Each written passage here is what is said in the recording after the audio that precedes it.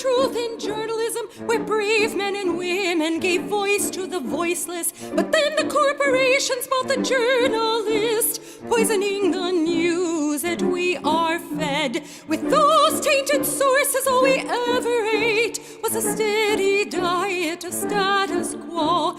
This hijacked narrative hid the truth of mass suffering, injustice and corruption throughout our land.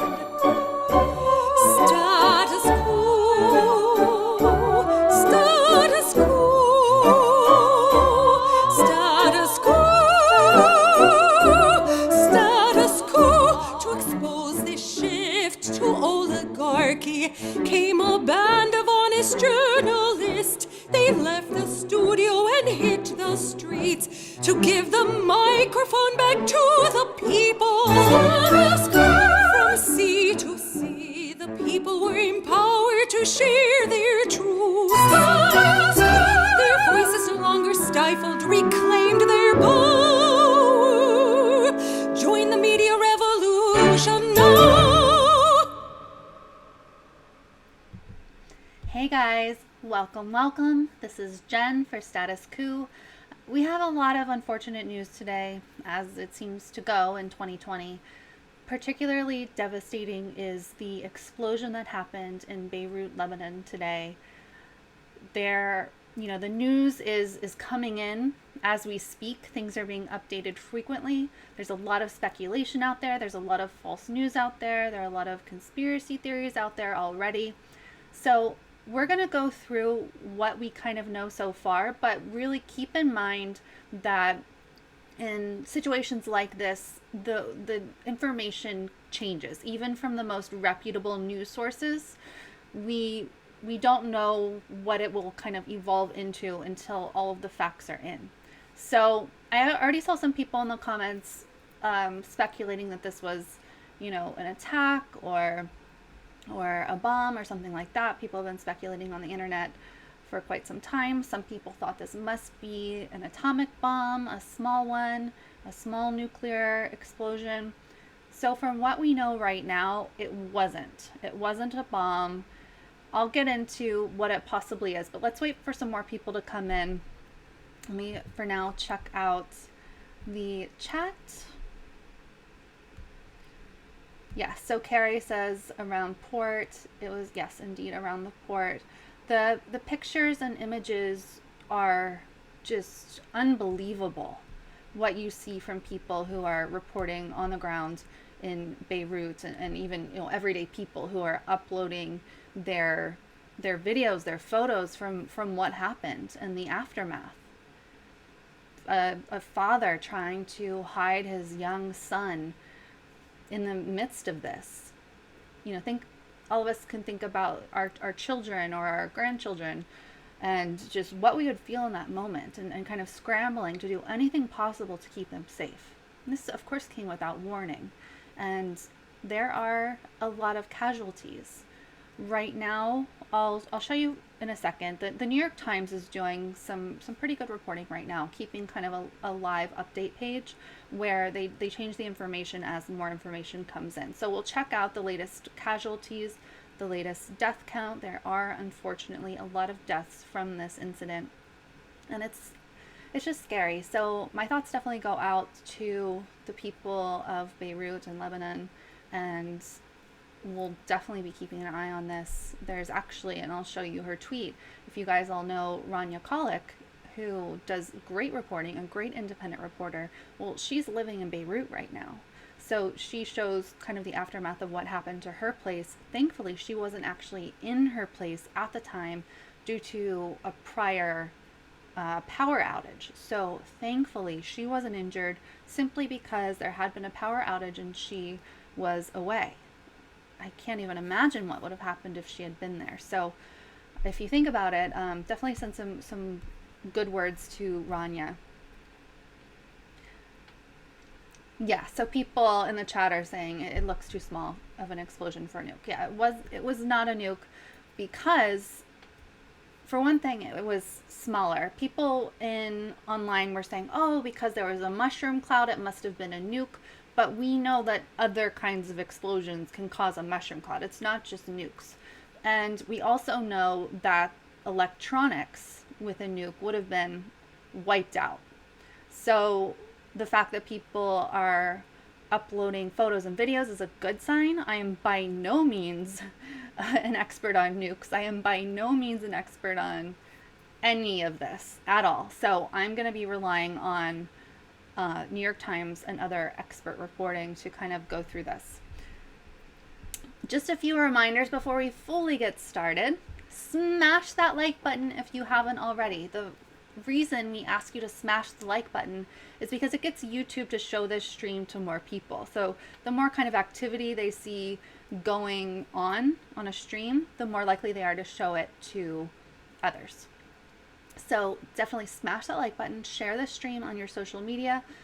If you weren't with us yesterday, then this might be news to you. Jordan and Anat got engaged yesterday. So a very happy day, a happy time. I'm thrilled for both of them. So if you want to, and we've had a lot of warm messages coming in for Jordan and Anat, you can email info@statuscoup.com and leave them your well wishes. And you can also leave some engagement super chats. They're very welcome. Leave super chats if you can. They really help our reporting. You can ask questions, you can leave comments, whatever you want to do. So let's get started here.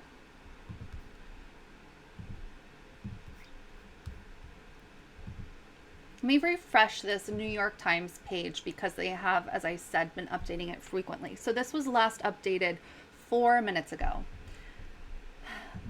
At least 63 killed as powerful explosion rocks Beirut. Live updates. So the last time I looked, it had been 50. So within minutes, this death count has already risen. Lebanon's prime minister vowed to hold responsible whoever is to blame for the explosion, which is an interesting update because there's speculation and reporting right now that no one is directly responsible for the explosion, but there's again, this is all speculation. Everyone's trying to put these pieces together, especially the people on the ground in Beirut. There was a fire, like a warehouse fire with apparently fireworks in it, and then it spread to where there were explosive materials, which then caused the big blast. So that's kind of what it looks like people know, or at least think right now. So here's what you need to know. At least 63 people were killed and 3,000 injured, the health ministry said.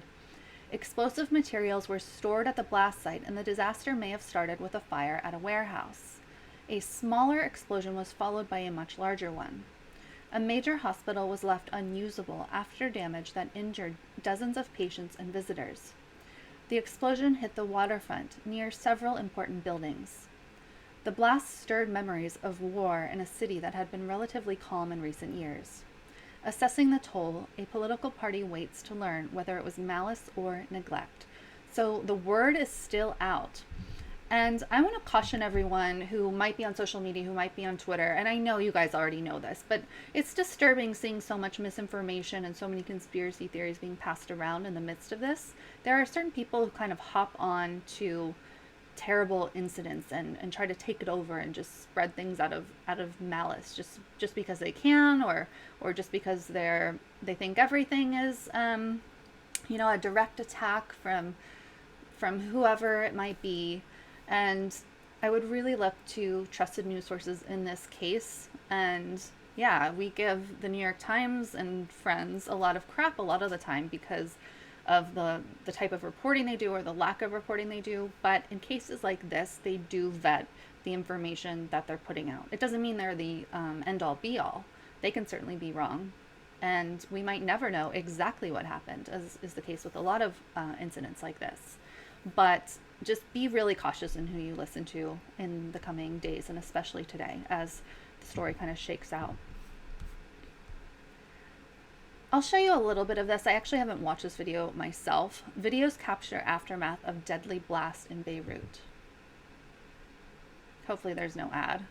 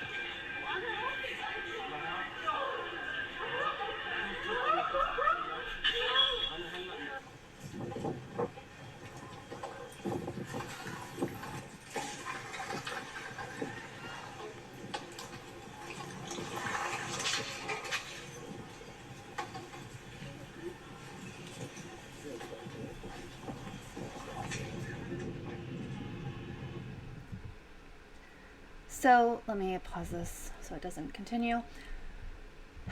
Clearly, that is really hard to watch. Imagine living there. Imagine having family there. Imagine going through that. It's truly devastating for Beirut and the people. And it looks like, from those videos, it looks like the end of the world. There's nothing left. It's all covered in ash. It's all knocked down. Just devastating for this region.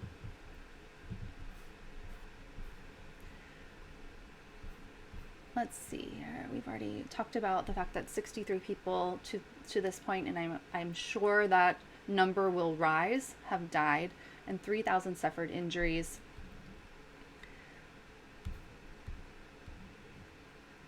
The Secretary General of Kataib political party, Nazir Nigerian, was killed in the blast, and among those injured was Kamal Hayek, the chairman of the state-owned electricity company, who was in critical condition. Videos of the aftermath posted online showed wounded people bleeding amidst the dust and rubble, and damage flying where debris had punched holes in walls and furniture. On social media, people reported damage to homes and cars far from the port. The Lebanese Red Cross said that every available ambulance from North Lebanon, Bekaa, and South Lebanon were being dispatched to Beirut to help patients. Hospitals were so overwhelmed, and remember, this is in the midst of COVID, so hospitals were already overwhelmed, that they were turning wounded people away, including the American University Hospital. Patients were transported to hospitals outside Beirut because those in the city were at capacity. So they go on to talk more about the hospital situation, which is just so sad that people who need help can't get help because they're at capacity or have to travel long distances to get help. So here's what we know, or at least, again, what we think at this point. So highly explosive materials seized by the government years ago were stored where the explosions occurred. This is according to Major General Abbas Abraham, the head of Lebanon's General Security Service, according to the National News Agency. And please forgive my mispronunciation. I apologize. President Michael Aoun later confirmed that explosive substances were held there. Neither of them said what those materials were, but General Ibrahim warned against getting ahead of the investigation and speculating about a terrorist attack. Prime Minister Hassan Diab said in a televised statement, "Facts on this dangerous depot, which has existed since 2014 or the past 6 years, will be announced. What happened today will not come to pass without accountability," Mr. Diab said. "Those responsible will pay a price for this catastrophe," he said. "This is a promise to the martyrs and wounded people. This is a national commitment." At least one explosion at about 6 p.m. stemmed from a fire at a warehouse in Beirut's port, according to Lebanon's National News Agency. There were local reports that the warehouse contained fireworks, and in several videos posted online, colored flashes could be seen in the dark smoke rising from the fire just before the second explosion. And of course, the governor of Beirut broke down in tears and called it a national catastrophe, which of course it is. 2 explosions shook Beirut, the second one much larger than the first, carrying enough force to overturn cars, damage and shake buildings across the city and strew debris over a wide area. The larger explosion blew out the glass from balconies and windows of buildings several miles away from the port, and at least one building collapsed from the force of the blast. One resident said the streets looked like they were cobbled in glass. Videos posted online showed a shockwave erupting from the second explosion, knocking people down and enveloping much of the center city in a cloud of dust and smoke. Cars were overturned and streets were blocked by debris, forcing many injured people to walk to hospitals. St. George Hospital in central Beirut, one of the city's biggest, was so severely damaged that it had to shut down and send patients elsewhere. So just imagine so many people needing hospital care and not able to get it. Look at these images. Really, really devastating. I will put this, look at that. That's near the port there. So I'll put the link to this New York Times article in the chat. And as I said, they are regularly updating it, so you can kind of see what's going on in real time.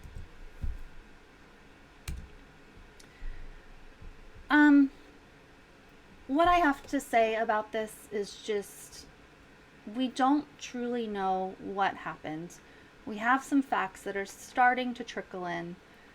We don't know if this was malice. We don't know if this was an accident. What we do know is those very dangerous, very explosive materials were there for several years. Several years. And they weren't handled. So I'm sure more investigation and digging will come out about that, because it seems to me that those materials should not have been there. Especially seeing as how its damages have come to be. Someone's responsible for those explosive materials being there, and next to fireworks, and that doesn't seem like a great idea. So I want to show you a couple other things. We have, and again, take everything, for what it is, new information or suspected information that we know right now. So this reporter, I believe she is in Beirut, says, security source, what happened was the explosion of tens of tons of ammonia nitrate, which was highly explosive, which was in one of the warehouses, and it was obligatory to be destroyed or transferred to Fair Place after it was previously seized.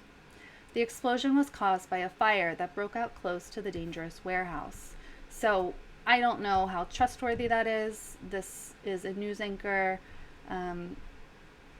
with MTV Lebanon News, so take it for what it's worth, but that seems to be the information that people are kind of talking about or running with now. It's trending on Twitter, this ammonium nitrate or ammonia nitrate, and it's definitely something people are looking into, and we'll keep an eye on that.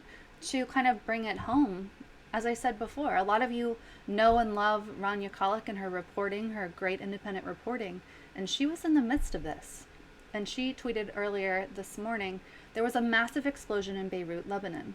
I thought maybe it's an earthquake. My building shook and the windows all blew open. But the port is reportedly on fire and there's red smoke in the sky, so maybe it's connected to that. Terrifying. I'm still shaking, but okay. She shows a picture of where she works. This is where I work. Really thankful I wasn't home. Had I been sitting here during the explosion, I'd probably be dead. Ironically, I left the house because the electricity went out. Never thought I'd be so happy about Lebanon's power cuts. And she thanks everyone for checking in. And her thread goes on, so I'll leave that link in the chat as well, so you can check that out. And definitely leave Rania some kind words. Yeah, so that's really all we know so far, is that it's a devastating event, just absolutely horrifying, that many people are dead, many people are injured, and we don't know much right now.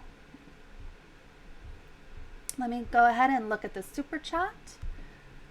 Awesome. A lot of new viewers are streaming in now, so smash that like button if you're just joining us, and share this stream. Subscribe if you haven't already. Looking at the chat here. Dave D gives an update. Lebanese Prime Minister says Beirut explosions caused by an estimated 2,750 tons of ammonium nitrate left unsecured for 6 years in a warehouse. So that's the information we just went over. So we'll see if that holds.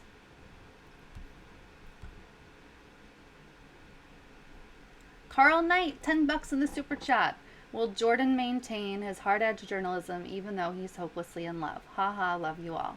He in fact will. He's been hopelessly in love since he first met her. So he will continue his hard-hitting reporting.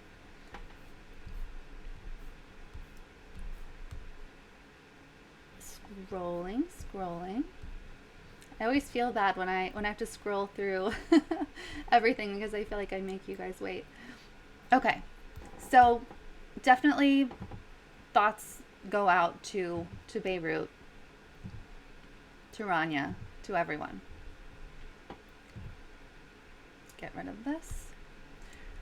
There's something happening today. Something happening that could change election 2020. And that is another set of primaries. We have a member of the squad running in a primary today. We have the wonderful progressive Cori Bush running today in Missouri. Rashida Tlaib, of course, in Michigan. So we don't know how those races are going to go. They are up against the establishment. In Cori Bush's case, she's up against Lacey Clay, whose family has been in power in that seat since the 60s.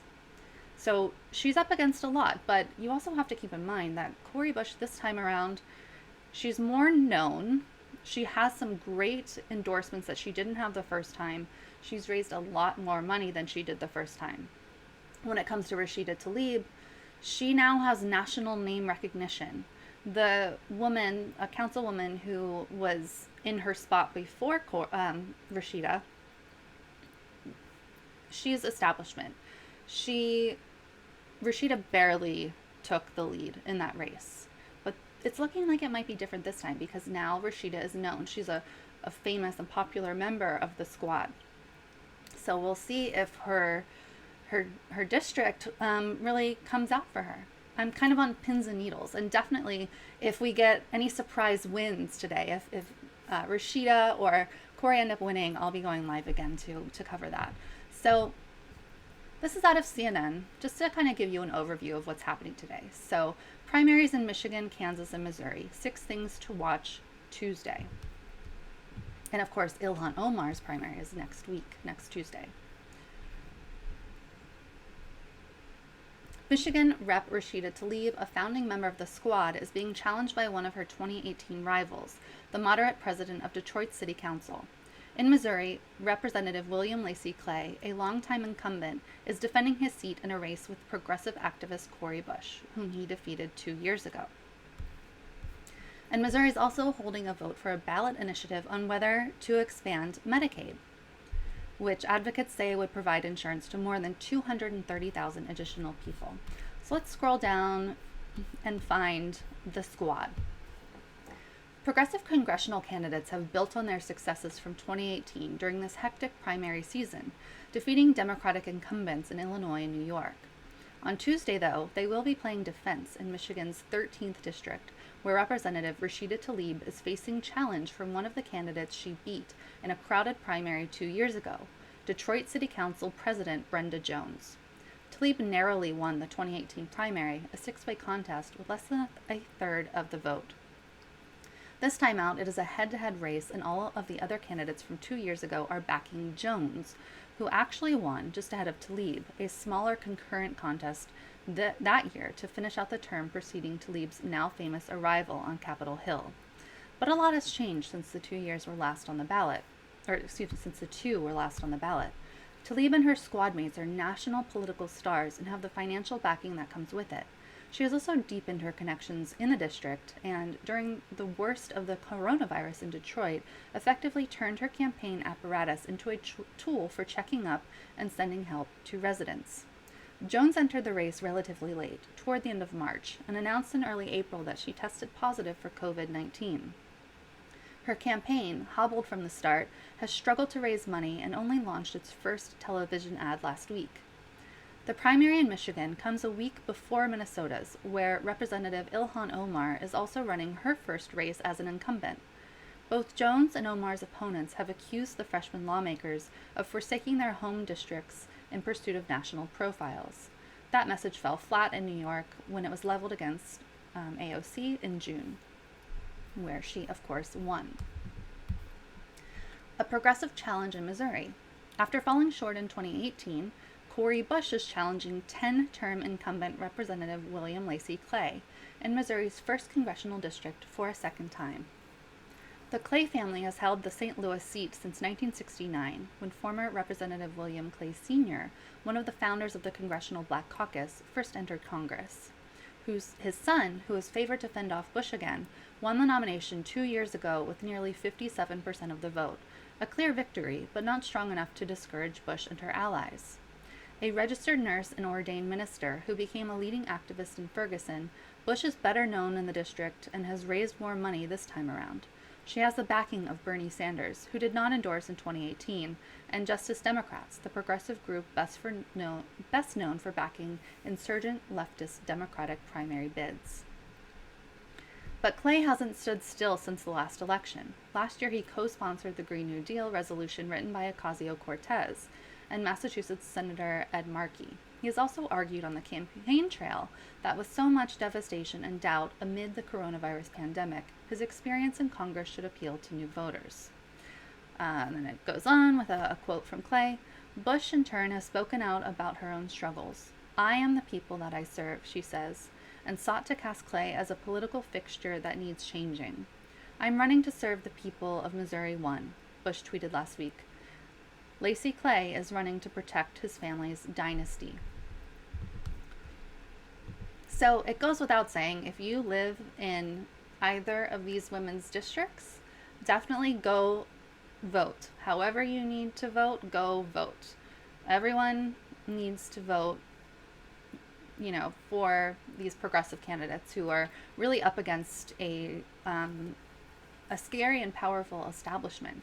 I talked about it yesterday. Lacy Clay sent out a pamphlet or a postcard with Cori Bush standing next to Linda Sarsour, and Cori is a beautiful black woman, but they darkened her side of the picture to make her look darker. I mean, it's blackface. That's what Cori called it on her Twitter. So, and also slammed her for supporting BDS. So the tactics they're using are gross. In the case of Ilhan Omar, they're trying to say she's an anti-Semite and all of that. So there are a lot of underhanded tactics being used against these progressive women who are fighting with all their might to get in so they can affect change.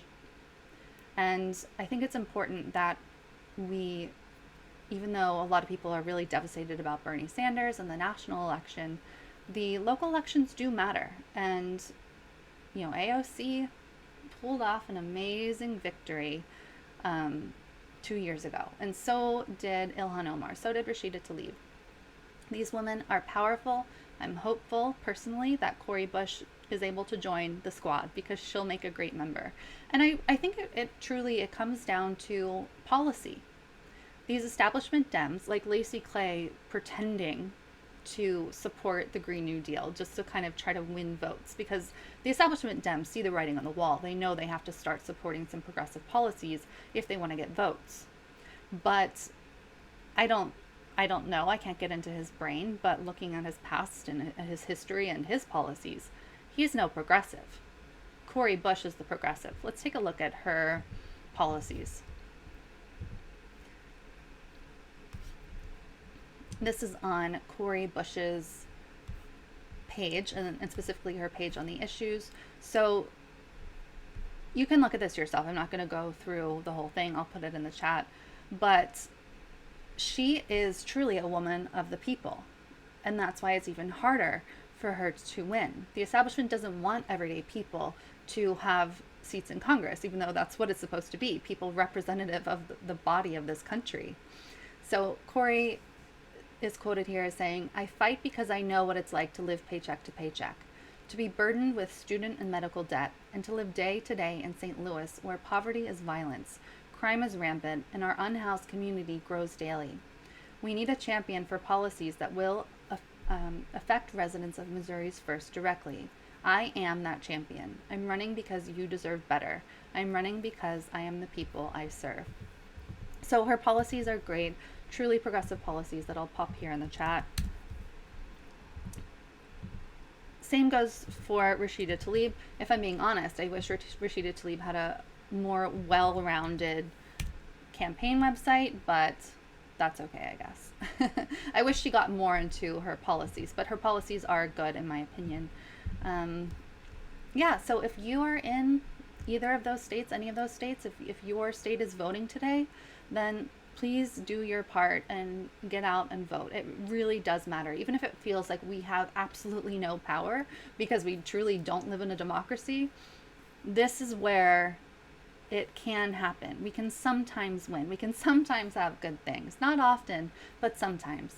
And the power of the people, I believe, if this country were actually interested in voting, which so many people aren't, so many people don't vote, then maybe we would have power. So do everything you can to vote and to get out the vote. I think I saw some super chats. Let's see here, guys. Scrolling in the super chats. The super chats definitely help so much. If you are just joining us, know that Jordan and Anat got engaged yesterday, so engagement super chats are great. Cheryl Tyler, $20 in the super chat. You're doing a great job, Jen. Thank you so much, Cheryl. That means a lot. It really does. Thank you. Scrolling. Snork Y2K, $2 in the super chat. My congresswoman does not support Medicare for all. It's yours. And that's unfortunate. 89% of Democrats support Medicare for all, depending on the poll you look at. And I believe the latest I saw was 69% of all Americans are in favor of Medicare for all. So every Democrat should be supporting Medicare for all. Honestly, if Trump truly wants to win, he should start embracing that Medicare for all push and policy and try to make it seem like a Republican idea. He could do it. Michael Williams, $10 in the super chat. With the way these women in the squad have been voting lately, why do you even call them progressive anymore? I think that there's a lot of nuance in Congress. I don't think we should give anyone a break. You know, if AOC has a wrong vote, call her out. If Rashida Tlaib has a wrong vote, call her out. Same goes for any politician. They're there to serve the community. They're there to serve us. So if you see something wrong with the way they're voting, absolutely call them out. But I think taken on the whole, the policies they support and push for and fight for are good. And a lot of people say, you know, Ayanna Pressley doesn't belong in the squad. You know, she's not quite as progressive as the others. Well, I would say it goes further than that. She's simply not as progressive as the others that are in the squad. So, you know, maybe you can argue that.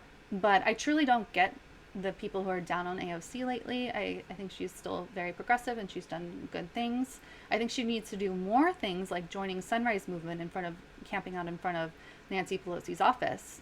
I think she should do more things like that.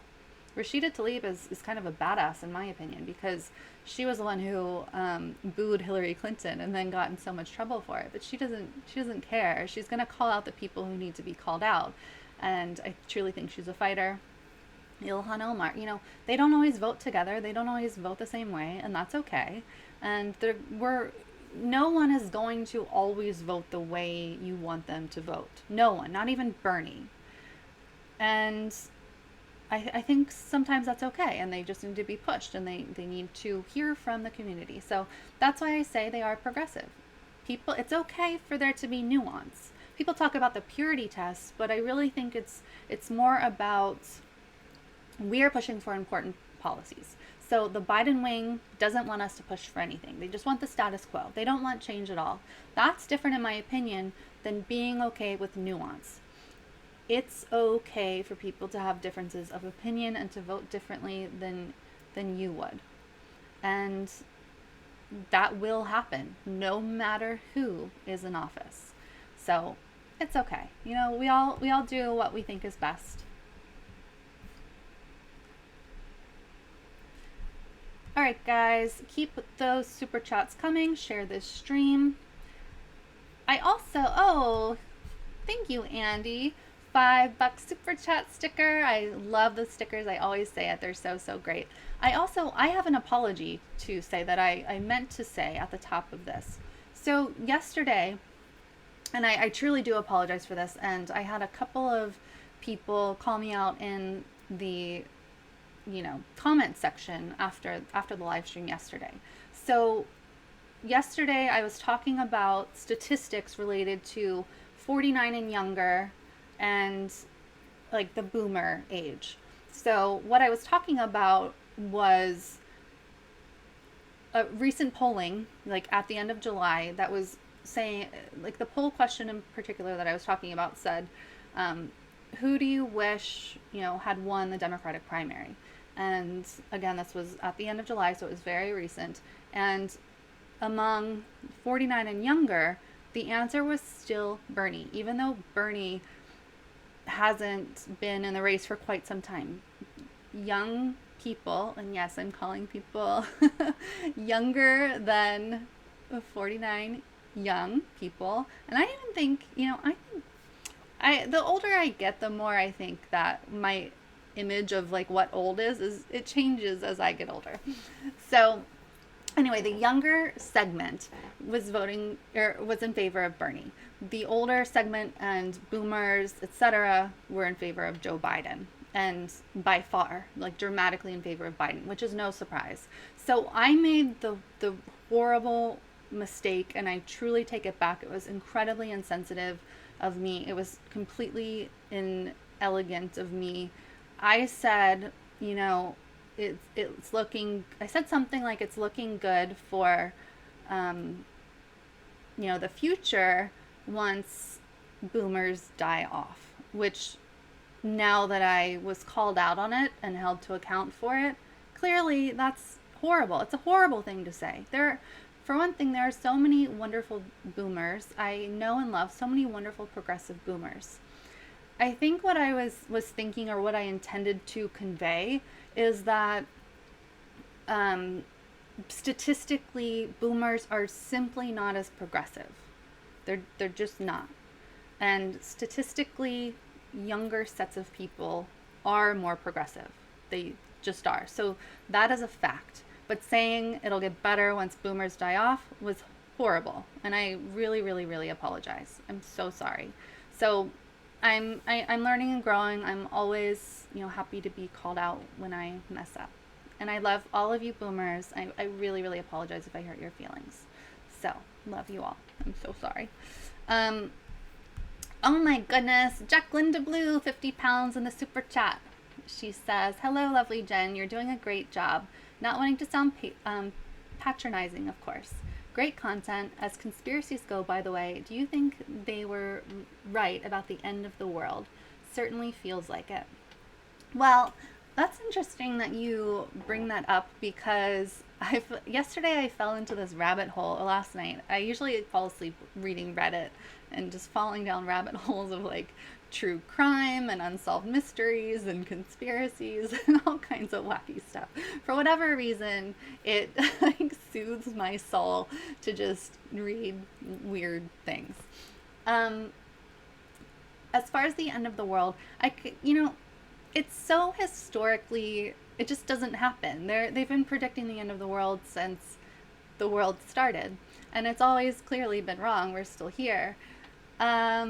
There are people who speculate and say, the world truly did end in 2012, and now we've been zapped into a parallel universe where everything is kind of the same, and we're the same people for the most part, but things are different. And now that things are ramping up and getting worse and worse, like now that 2020 is the worst year ever, that's evidence, in their opinion, of us being in like this parallel universe. So I don't know how people's brains work. Like, there's clearly no evidence for this, but I find it interesting, and I truly think that conspiracies are soothing for many people, and that our minds do work that way. Like, we want to find reasons for the way things are.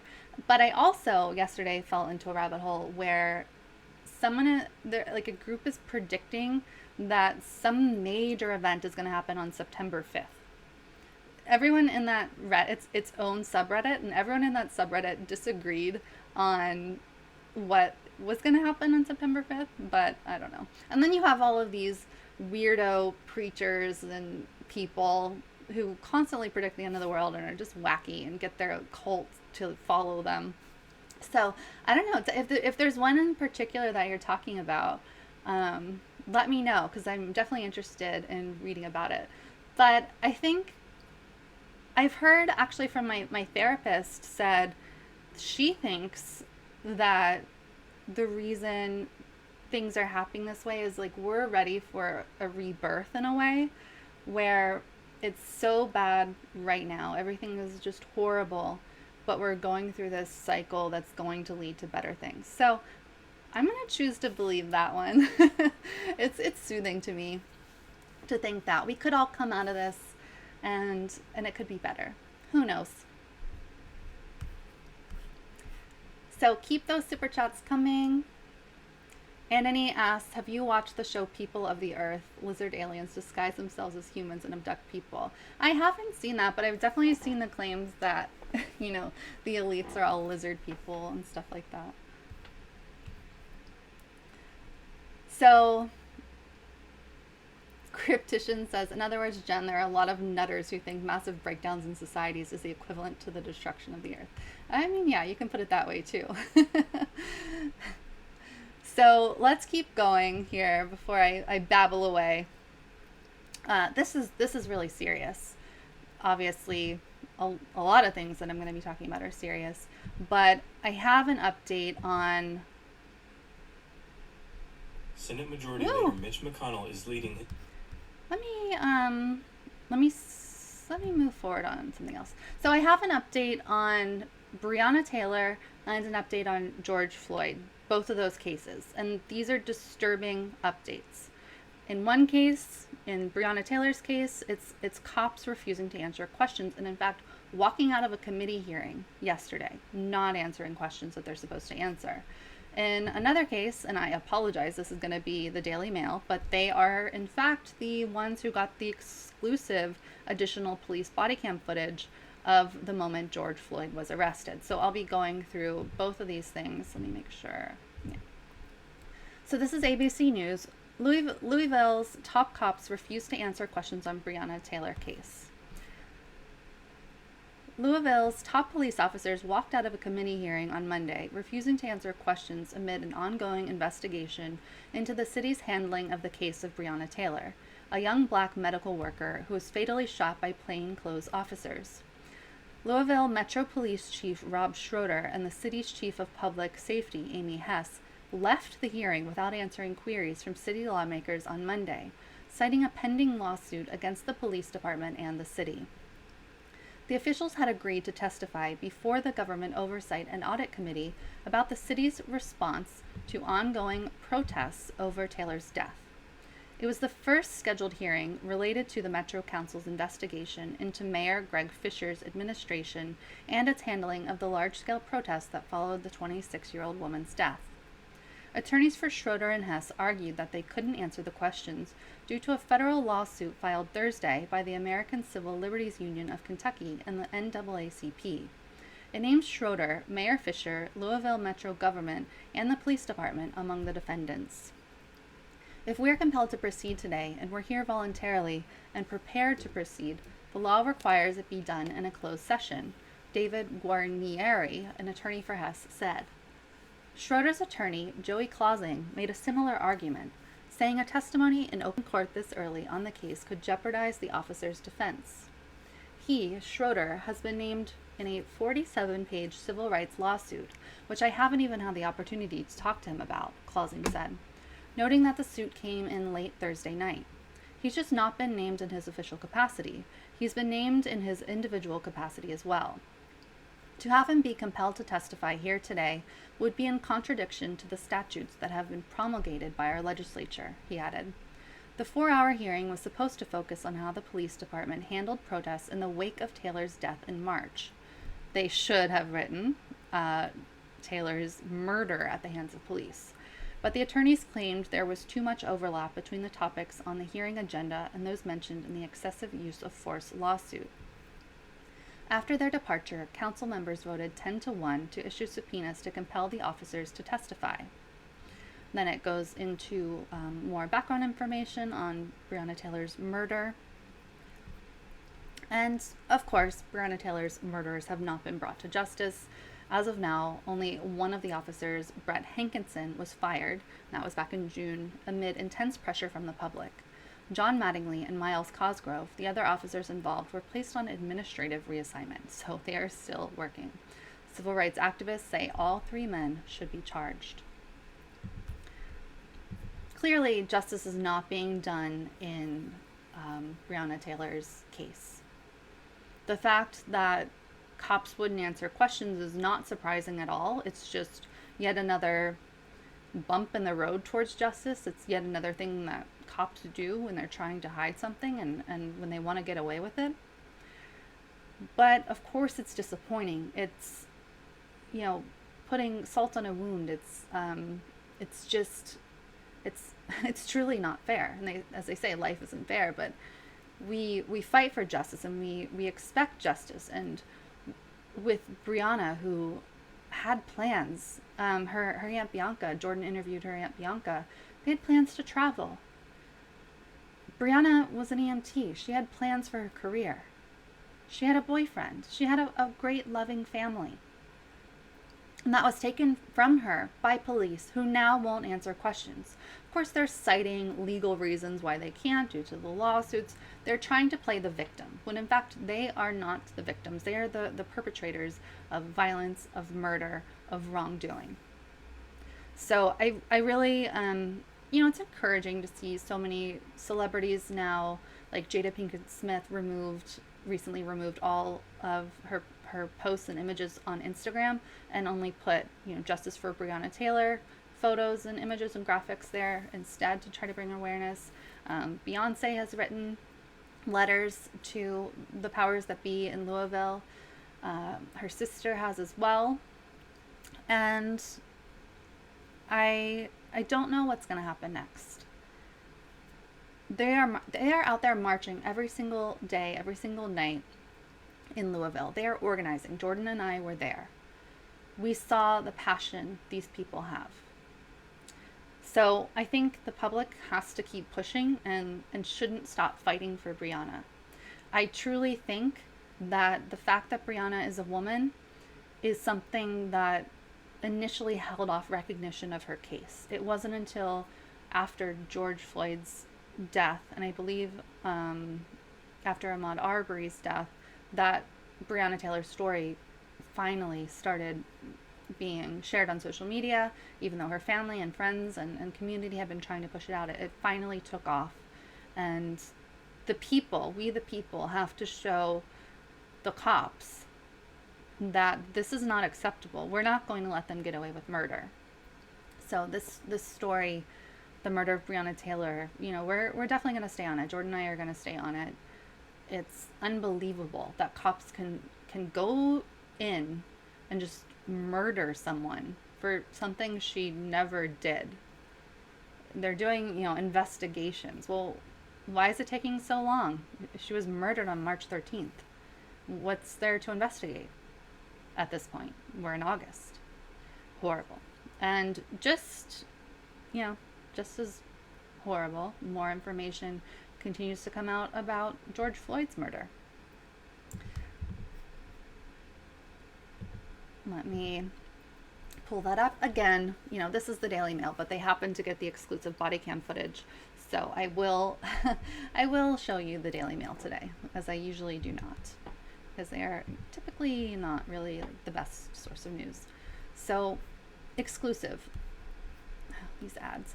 Police body cam footage shows moment by moment arrest of George Floyd for the first time. From terror on his face when officer points gun at his head, sobbing before he's shoved into squad car and begging to breathe as his life drains away.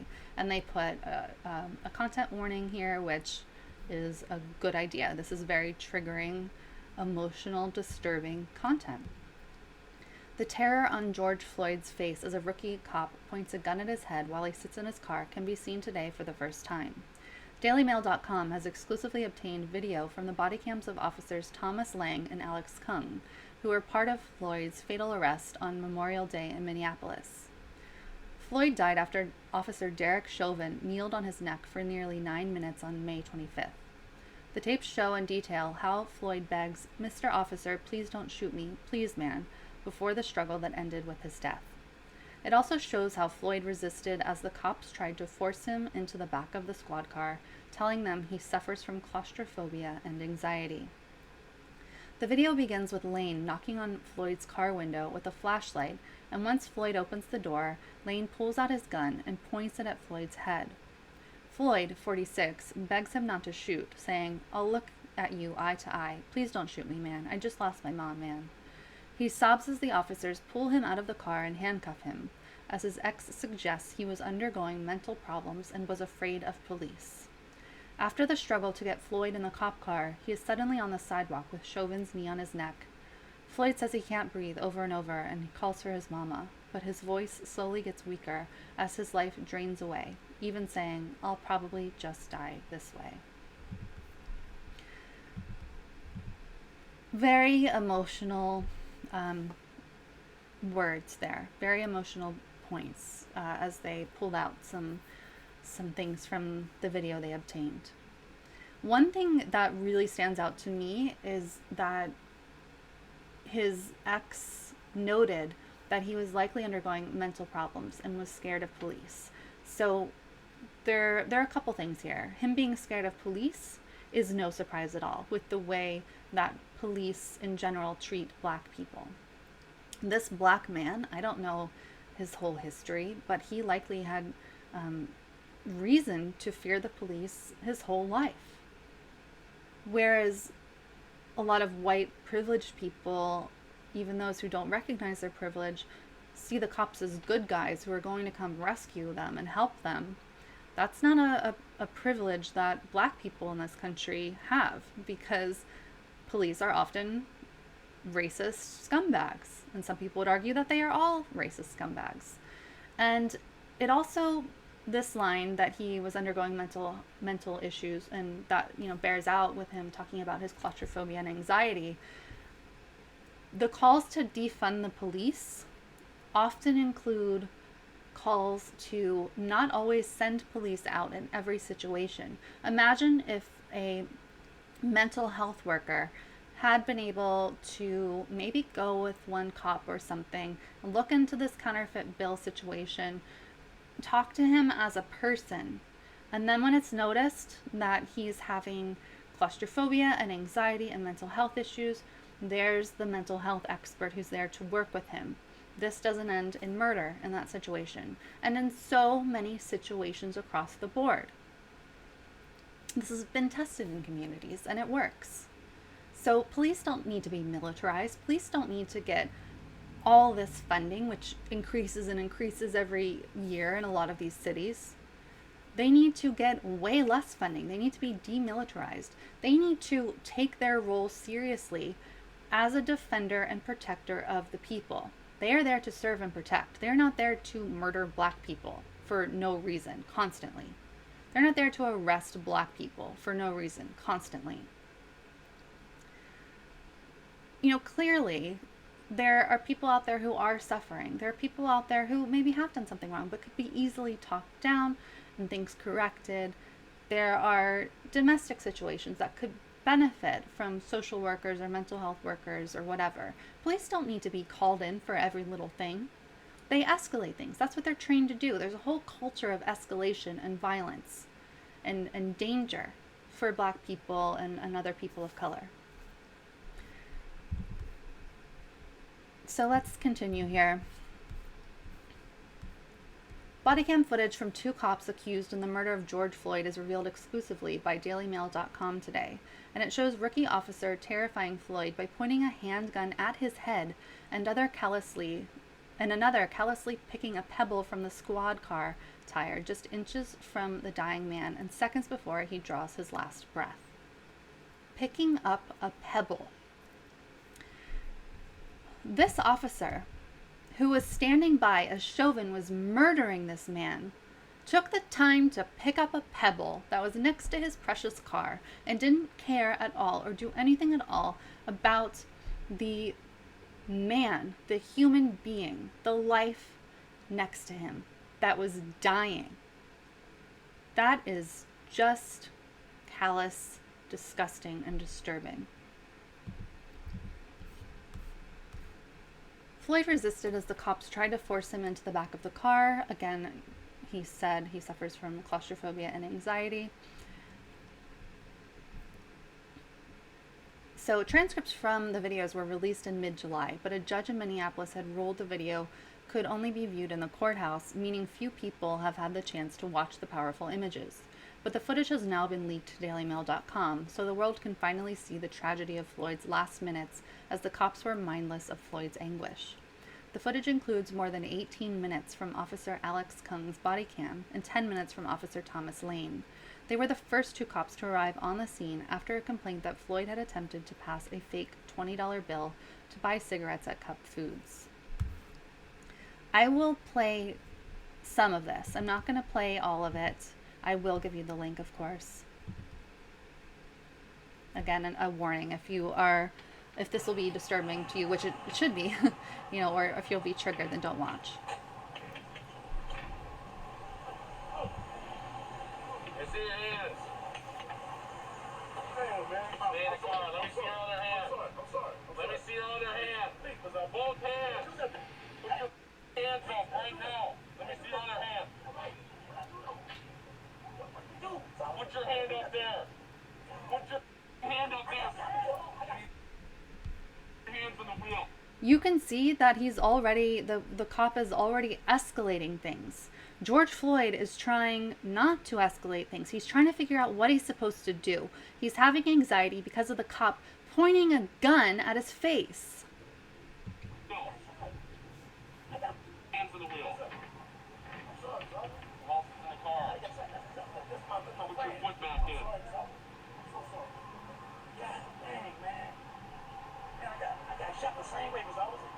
Okay, well, when I say let me see your hands, you put your hands up.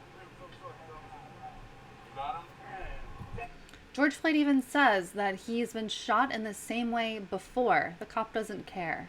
Of course that would induce anxiety in anyone. Put your hands on top of your head.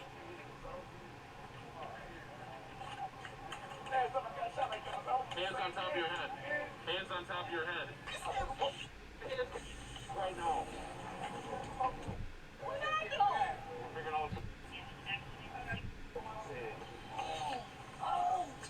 Are you on something right now? No, nothing. Let's go. Let's go.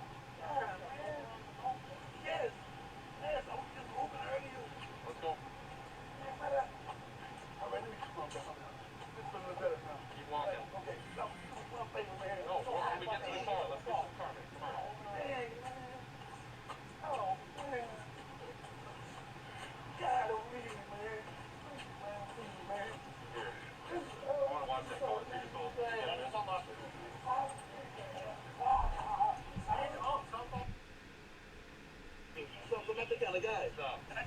You hear him say, "I'm gonna die in here." He knows what's gonna happen. He's clearly having a mental health crisis, a panic. Okay,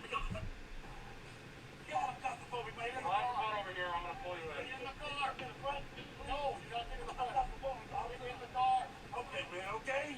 I'm not a bad guy, man. In the car. I'm not a bad guy.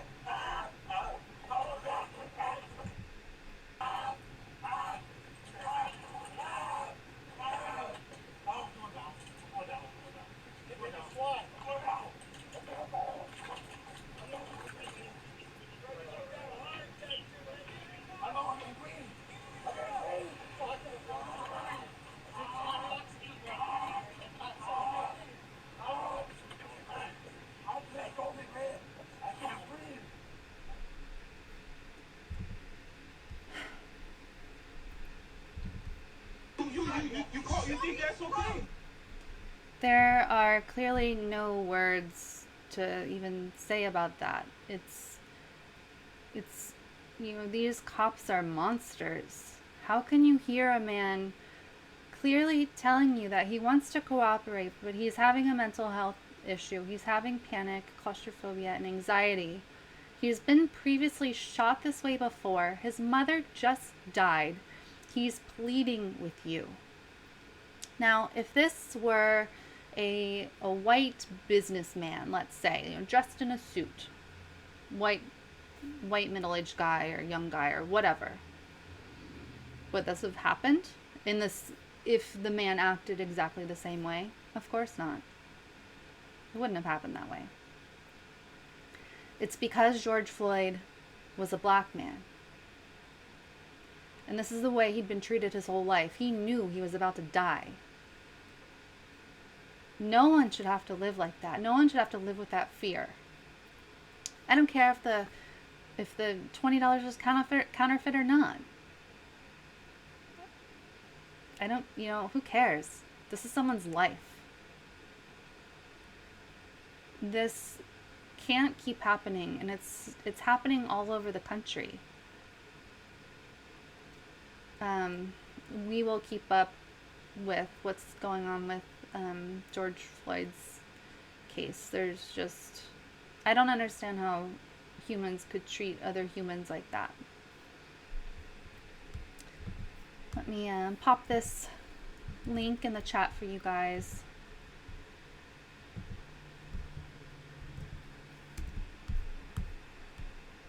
Check on the chat quickly. Keep those super chats coming if you can. I have a couple more stories for you. Yeah, JK says they're terrorists. In fact, they are. Shira Terisu said, sorry I couldn't watch that. I'm not watching this man die again. I completely understand. Absolutely understand. Just, as I said, there are no words for it. No excuse for it, certainly. So, as I said, this is continuing to happen. Due to time constraints, I'm not going to go through this article fully. I'll pop it in the chat. But this is out of the Hill. Police committed 125 human rights violations during Floyd protests. So these are in response to the protests for the murder of George Floyd. You can definitely read that and learn how they are, people are allowed to protest.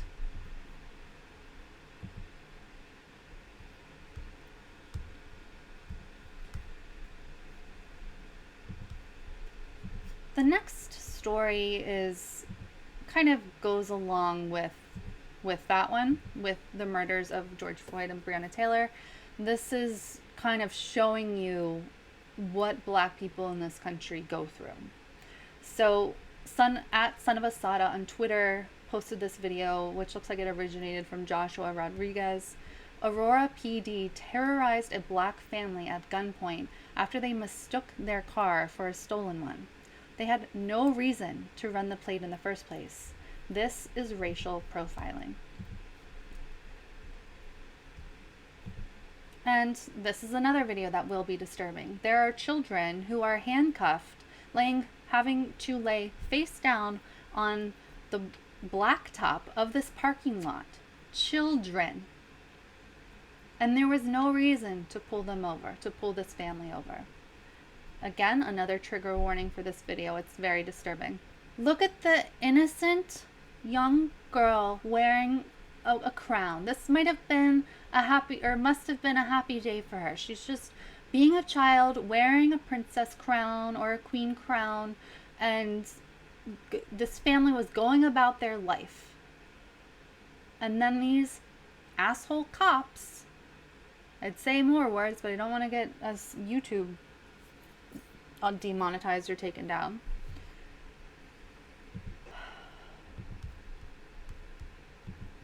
I don't know, guys. How can this happen? And people don't realize it. There are so many white people who are still asleep, even after the murders of Breonna Taylor, George Floyd, and so many names before them. How could any sane person look at that video with those kids on the ground, on the blacktop, with their hands behind their back, sobbing, calling out for help, trembling? Something needs to happen. the cops need to be held to account. The cops cannot act like this. They must not be allowed to act like this.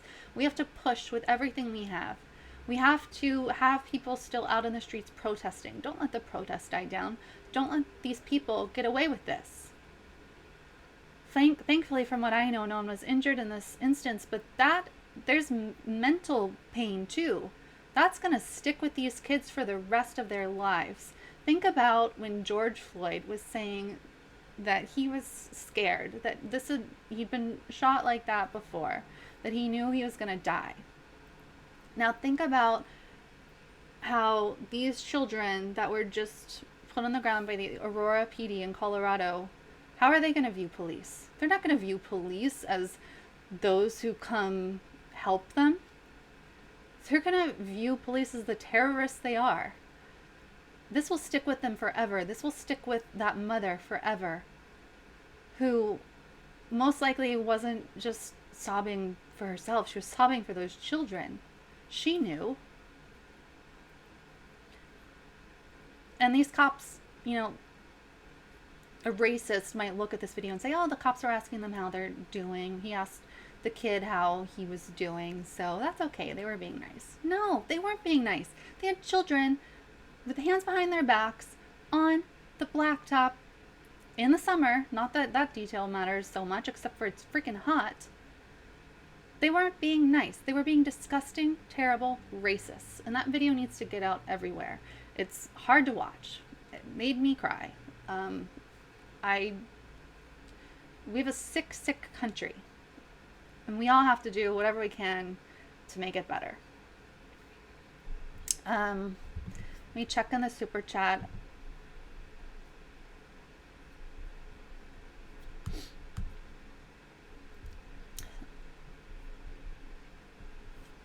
How you guys are doing. Reese asks, why were they pulled over? They were pulled over because it was suspected that they were driving a stolen vehicle. What it turns out actually happened was they were driving a vehicle that in a different state, police were looking for this certain tag, or maybe even in that state. Whatever the case was, the tag numbers matched, but the states didn't match. So they pulled this family over, but it was the wrong state. Right number, wrong state. So they pulled this black family over, accused them of stealing a car, put everyone face down on the blacktop in the parking lot, including children, and this is the result. JK says those kids PTSD. I wouldn't, unfortunately, I think probably. Just horrifying. I think it would be great if you guys could share the video just to get it out. I'll put it in the chat box here so you all can share it. I do have a little bit to read about exactly what happened to hopefully clear up any questions you have. So this is out of 9 News, which I assume is a local outlet. Aurora police briefly detained family after vehicle mistakenly identified as stolen. Officers detained a driver and 4 children, ages 6 to 17, inside a vehicle that was mistakenly identified as stolen, APD said. APD officers said they were notified around 10:55 a.m. of a possible stolen vehicle in the area of an ARC thrift store. Then officers identified a vehicle that matched the license plate number and the description they were given. The officers conducted a traffic stop, and the adult driver and younger passengers were ordered onto the ground. Some were placed in handcuffs. A video taken by a witness shows 4 children, ages 6 to 17, face down on the ground. Officers handcuffed at least 2 of the children.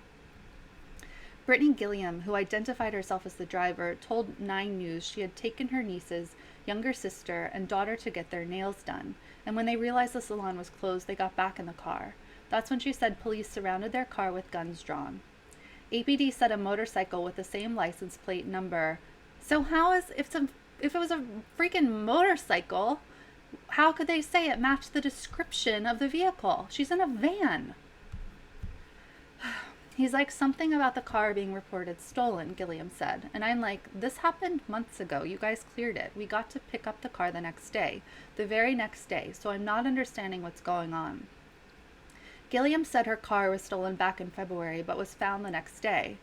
APD said confusion may have come from the fact that the vehicle mistakenly stopped was reported stolen earlier this year. Yeah, their own vehicle. There's no excuse why you didn't handle it a different type of way, Gilliam said about APD. You could have even told them, step off to the side, let me ask your mom or your auntie a few questions so we can get this cleared up. There was different ways to handle it. Officers unhandcuffed everyone, apologized, and explained the situation. The family asked to make a complaint, so a lieutenant responded to the scene to handle the request. But Gilliam's 14-year-old niece said APD already severed their trust with her. It's like they don't care, said Tariana Thomas. Who am I going to call when my life is in danger? An internal investigation has been opened. The statement that they put out, the Aurora Police Department understands that this is concerning and traumatic for those involved, and we again offer our apologies, APD said in a statement. A spokesperson for the department said officers are trained when contacting a stolen car to do what is called a high-risk stop, which is also used when officers know or suspect the occupants are armed. Blah, blah, blah, on and on with trying to justify themselves.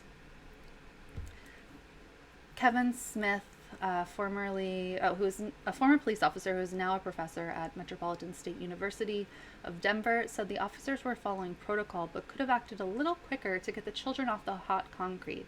You're disgusting too, Kevin Smith. It's a little troublesome, he said. It looks bad because there were kids on the ground, and it sounds even worse. Smith also said until officers know what they're dealing with, they have to use that kind of force. And all he says is, but then you have a 6-year-old on the ground. I think the decision in this case could have been done a little quicker to get them off the ground. So here is an officer that they interviewed, and he thinks this is reasonable, that the only thing wrong is that they didn't get the family off the ground quicker. He thinks it was fine, that it just looks bad to have a 6-year-old and 4 kids total on the ground, some handcuffed. There's a sickness in the police department. This is rampant. This is a pandemic.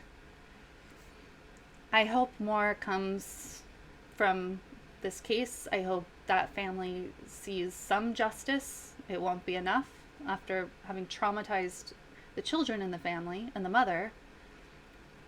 I just think, we should share this wherever you can on your social media, share that video and get the word out about what happened, because clearly, whoever sees that video will be outraged. No sane person could look at that and think it's okay. The fact that the cops are looking at it and colleagues and former colleagues are looking at it, think it's okay, is very telling of the mindset of the police, for sure. All right, so I'm running a bit over time here, so I'm gonna do one last story, and sorry, just checking the chat here.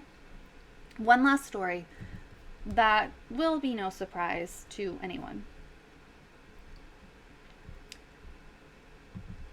No surprise at all. So, remember... Senate Majority Leader Mitch McConnell is...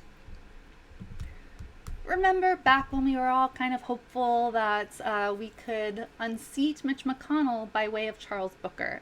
Booker, a true progressive who was fighting against, in her own words, Trump Democrat Amy McGrath. Unfortunately, the establishment won. Amy McGrath won. Charles Booker did not. He was an excellent candidate, very progressive policies, but they went with Amy McGrath in Kentucky, excuse me. McConnell has a 17-point lead over Democratic challenger McGrath. This is out of the Hill. Senate Majority Leader Mitch McConnell is leading his Democratic opponent, Amy McGrath, by a commanding 17 points in a new poll that shows the GOP leader ahead 53% to 36%. 84% of Republicans polled by Morning Consult said they support McConnell, while 79% of Democrats said they back McGrath. 12% of Democrats said they also support McConnell. 12% of Democrats support McConnell. I have a lot of questions about that. What kind of Democrat could support Mitch McConnell? So clearly there's a wide range of people who call themselves Democrats. But also, all progressives can say now, we told you so. We told you that Amy McGrath couldn't win. We told you that the only hope to unseat Mitch McConnell was to vote in Charles Booker. Amy McGrath was never going to win, and maybe that's the point. The establishment seems to get what they want after all. The GOP leader also has more support among independents than McGrath, with 45% backing McConnell and 33% favoring McGrath. The survey of 700 likely voters in Kentucky, reported on the Louisville Courier-Journal, was conducted online from late July to August 2nd, a margin of error of 3.5%. So he's in an even stronger position than he was with the previous poll. But he's been, leading in basically all of them. He's been fundraising more. He's pitched himself to voters as someone who has been instrumental in implementing President Trump's agenda.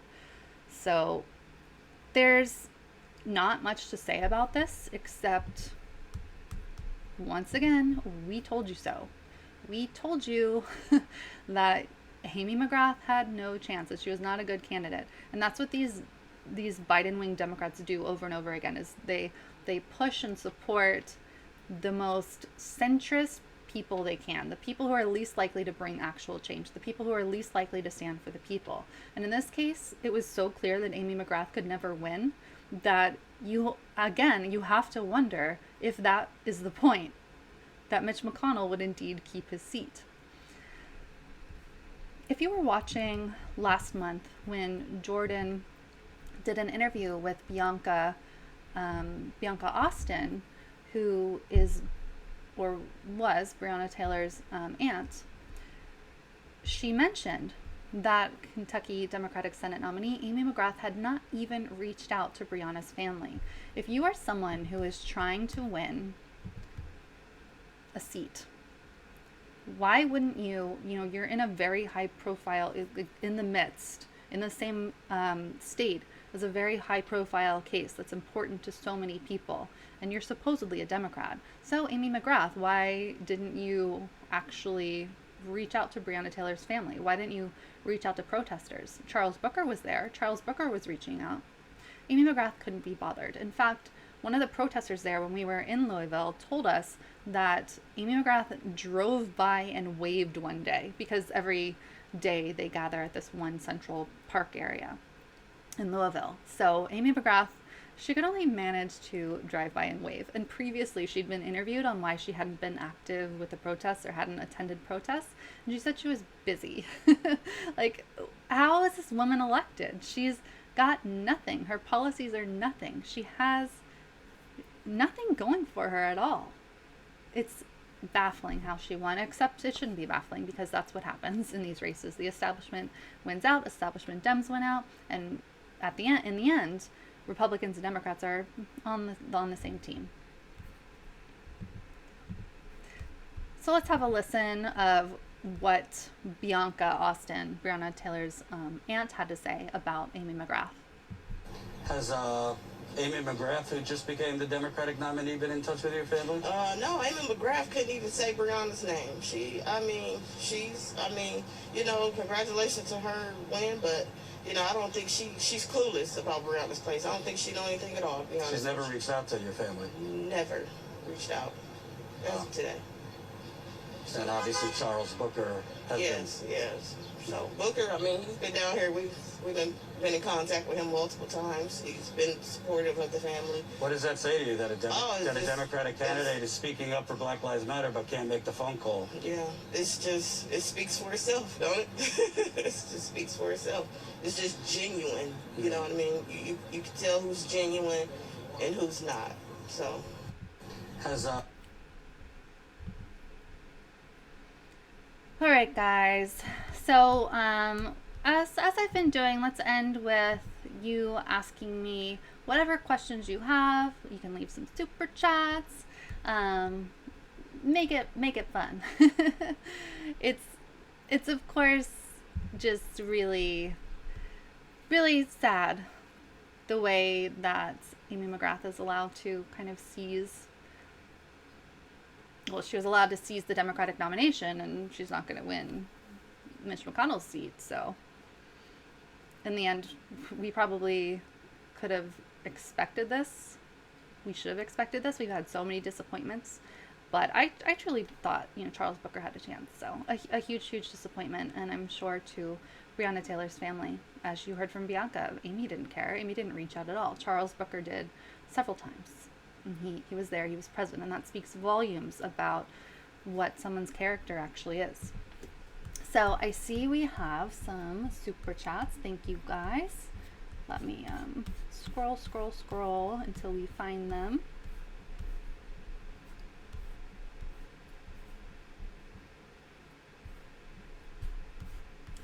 One second.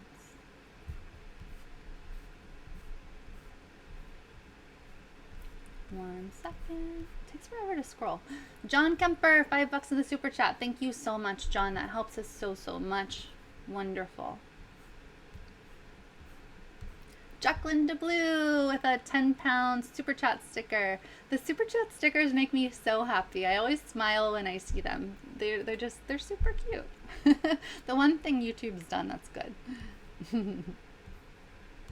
Andy P, $5 in the super chat. Love your fire today, Jen. Thank you, Andy. You guys are just so sweet. Wonderful, wonderful people. Oh, good. Hold on. I just saw someone say oh, here we go. Anthony says, just voted in the primary. Good, Anthony. Which state are you in? Who'd you vote for? And where'd I see it? I think it was... Oh, I always lose them. Gino Fast says, got my gear today. That's so good. I'm excited. I assume you're talking about Status Coup gear, which is a great reminder to tell you guys about our Status Coup masks.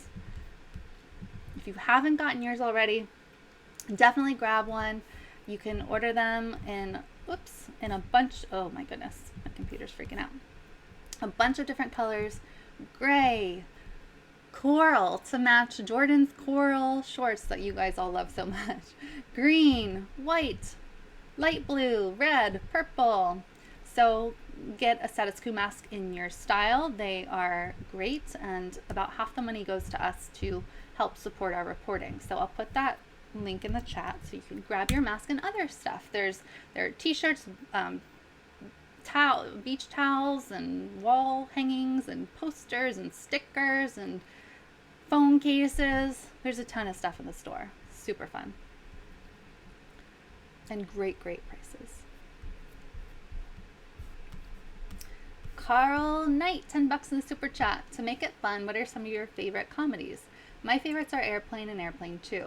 Also, why does Jordan have such horrible taste in music? Okay, so I'll answer those questions. My favorite comedy, actually, you guys might make fun of me for this, but I truly think Elf is the funniest movie ever made. My water glass that I have here has Elf on it. It makes me laugh. I watch it over and over again around the holiday season, and it's so funny. It's just hilarious. So it came out when I was in college, and I kept taking friends back to go see it. The only other movie I've gone to see multiple times while it was still in theaters was Titanic back in 1997. I was so obsessed with Titanic that I found the script online, and I printed the entire script out, used up all of my family's printer paper, and I brought it in. I think I was in 7th grade. I don't remember. Whatever grade I was in. I brought it into school, and for one day, I was very cool because I had the Titanic script. But I'm a real big fan, Carl, of like TV show comedies.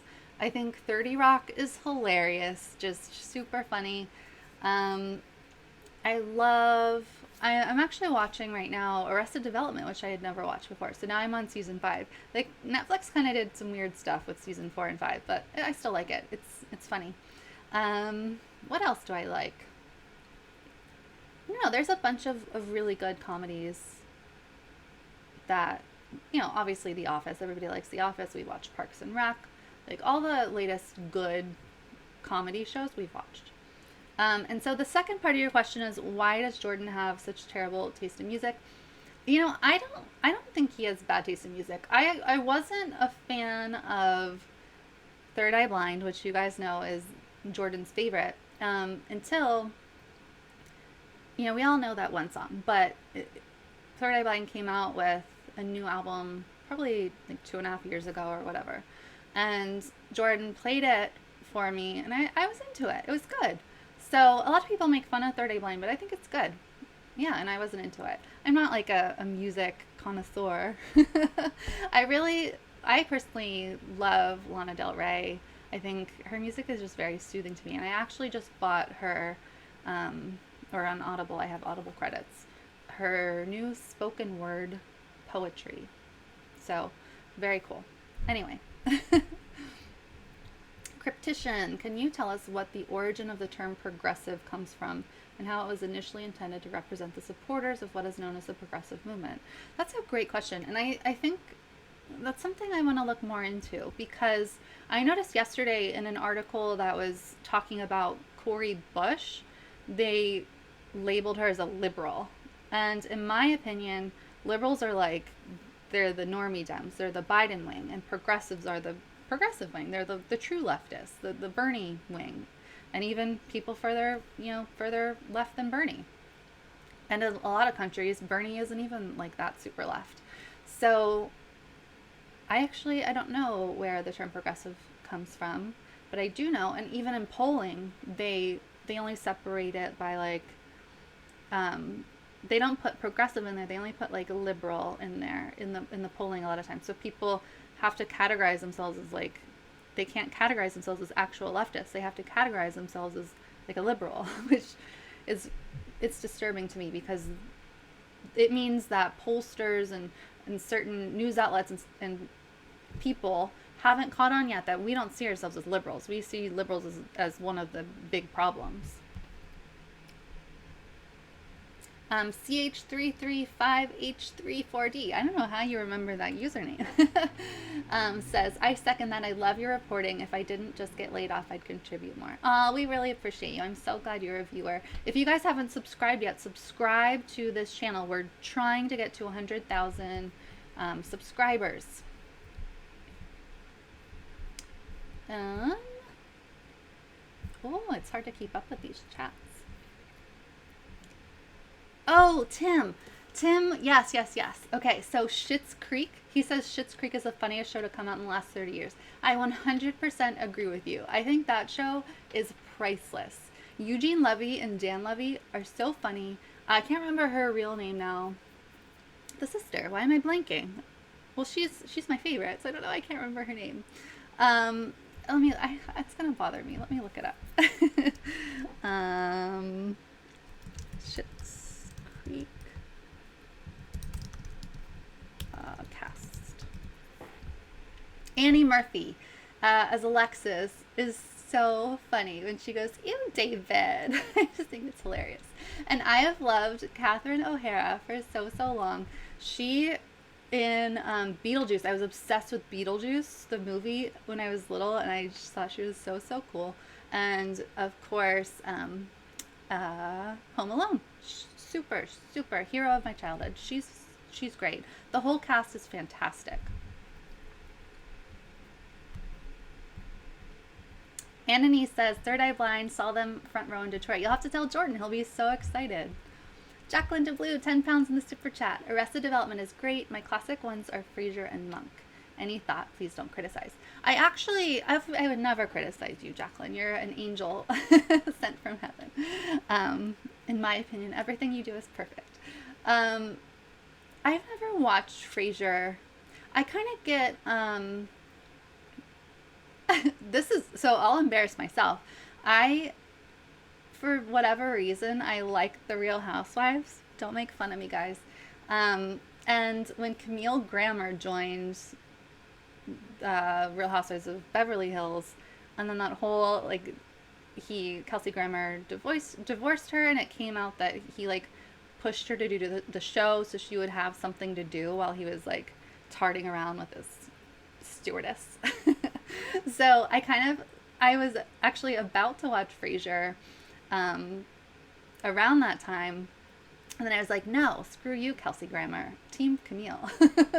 So it probably is a great show. I don't know. Monk, one of my college housemates loved Monk, and I don't know why I was even more obsessed with TV back then. I don't have much time to watch TV now, but she was so into it, loved it, and I never got around to watching it. I think I would like Monk for sure, because I watched a couple with her. So let's see. You guys are super cool. Keep any questions coming. I'm gonna close out soon. Aw, Jilly says, I tried Schitt's Creek, so stupid. Rich white privilege lost their money. Sorry. You're right. There isn't much diversity in Schitt's Creek. That's very, very true. But I think, part of the humor is that they are like these white privileged rich people who are so dumb and so unaware of their own privilege that they're like, it's funny because they're a fish out of water, and they're in this place where they don't fit in at all. Oh, Paul says Cheers. That's a good reminder. I used to watch Cheers when I was growing up. I became really, really obsessed with Nick at Night, and at that time Nick at Night had actually good stuff on, like Happy Days. I loved, and that's why one of the reasons I love Arrested Development is because, well, Ron Howard, of course, and then Chachi, let's forget him because he's a Trump supporter now. But also the Fonz is on Arrested Development. Like, how could you not love it? Henry Winkler to me is second only to Mandy Patinkin and like sweet, cute, older people who I just love to death. I know, Anony says no, Real Housewives. I know, I shouldn't like it. Dave says, I'm about your age. I love Daria and Freaks and Geeks growing up. I definitely want to watch Freaks and Geeks. I never did. And I've heard it's just fantastic. I've heard it's really, really great. Daria, I watched Daria like crazy. Loved Daria. Loved her like darkness. She was very cool. Donald Glover, Community is great. I need to watch Atlanta. I started watching Atlanta. Donald Glover is just such a talent. He's amazing. Atlanta, I definitely want to watch more of. Super good. Community, super funny. Yes, Henry Winkler is such a treasure. Oh, Andy, you have such a good memory. Sweet Valley High.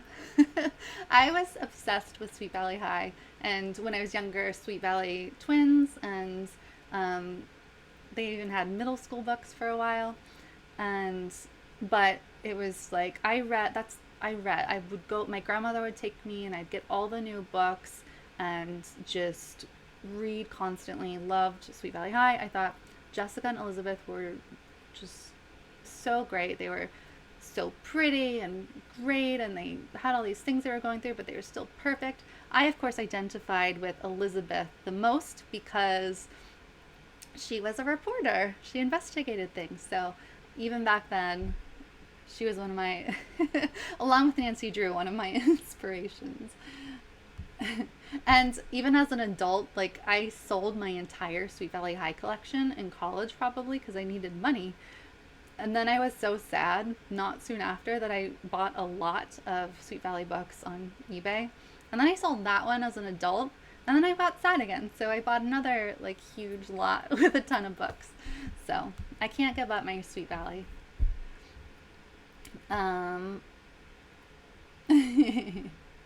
Leslie asks, what are my hobbies? My hobbies truly include reading. Like, that's all I do.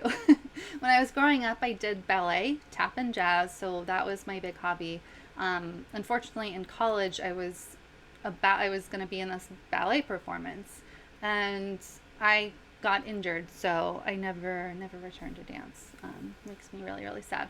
But now I just read. And I take care of my kids and I read and whatever, because I'm mostly working. You guys truly, I don't know, I know all of you work really, really hard, and Jordan and I, we're working non-stop, so oh boy, we don't really have much time. And JK says, how does Jen have time to watch any shows? I really don't. Like, Jordan's been trying to get me to watch Ozark for months and months, and I still haven't done it. So, and I'm way behind on Real Housewives. Like every city. I'm behind on New York. I'm behind on Beverly Hills.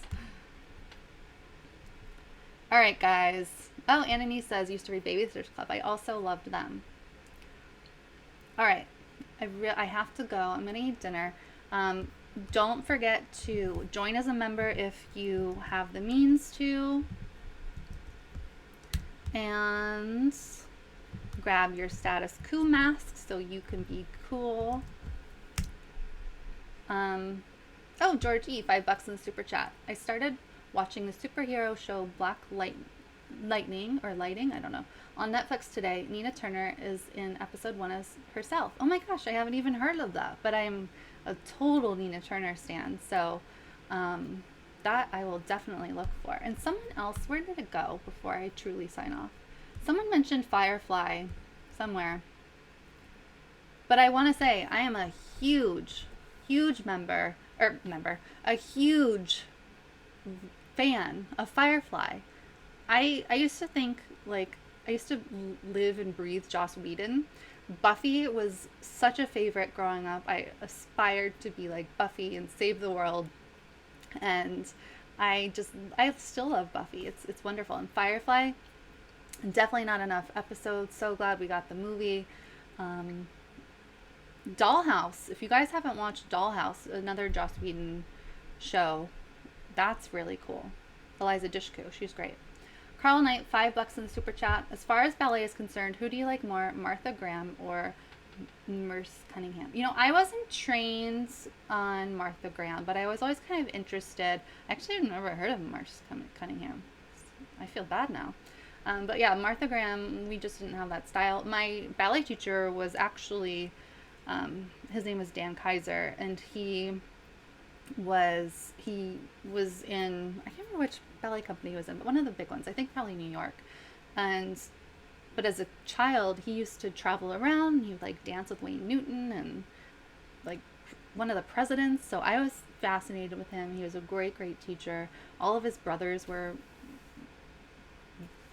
did ballet too, and were really in that scene and in professional companies and all that. So yes.